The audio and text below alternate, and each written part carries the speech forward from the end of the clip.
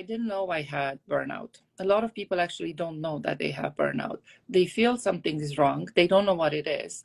And it usually starts with physical symptoms. And most of the time, we don't pay attention to those physical symptoms. And in all the research that I have done, I identified 3 symptoms. Primarily starts with digestive systems, digestive issues. So you feel like your stomach hurts. Maybe you have a little bit too much acid, maybe not enough acid. And then you go to the doctor and they give you a gastro, treatment. Secondly, you start to have back pain, and back pains that are very hard to treat or to justify.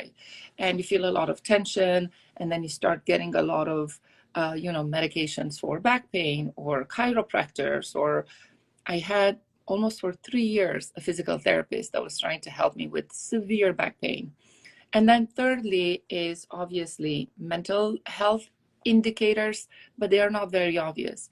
So in my case, they manifested a lot with anxiety. But I was a grown-up adult and I didn't know I have anxiety. I just thought it was my personality. I was always hyper. I was always a little bit over. I was a little bit wired. But I want to talk a little bit about what's the difference between burnout and, let's say, fatigue. Is there such a difference, or are we just fluffing it like some people think?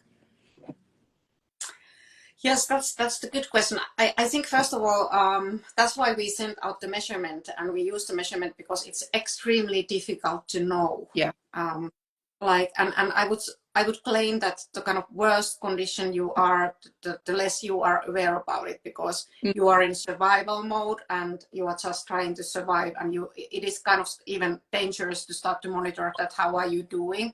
And that's why this measurement is so important, and that will tell you a little bit that are you in fatigue or are you already in the burnout zone.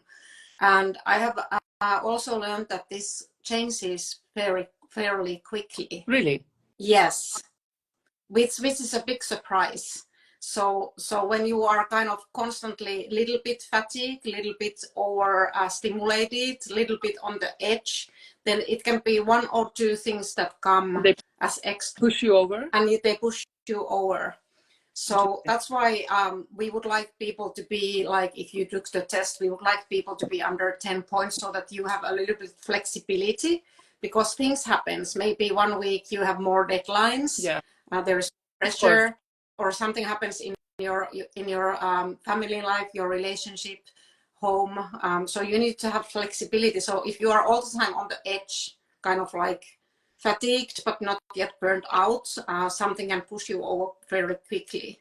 And we know that the recovery from the worst, you get yourself, the recovery is harder. Yeah.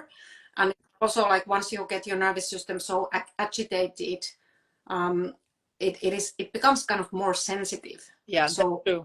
It's therefore almost like you become a little bit allergic to stress.